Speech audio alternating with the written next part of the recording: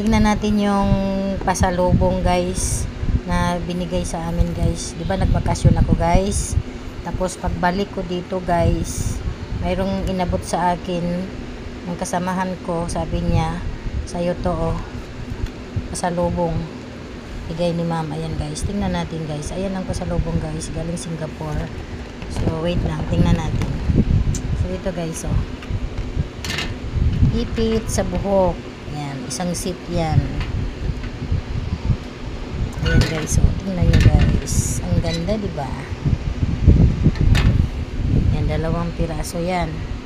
Pagkatapos guys, mayroon pa dito guys.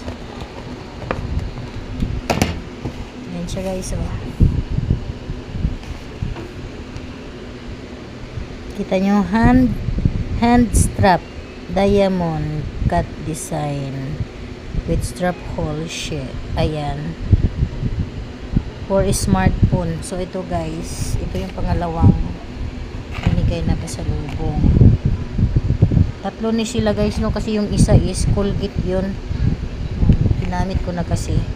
So ito ay ayan, pang holder din sa cellphone guys. Sabi na kog holder ni sa wallet, sabi ng kasama ko sa cellphone pala.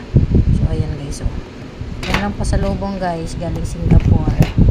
So ayan oh, tsaka ipit.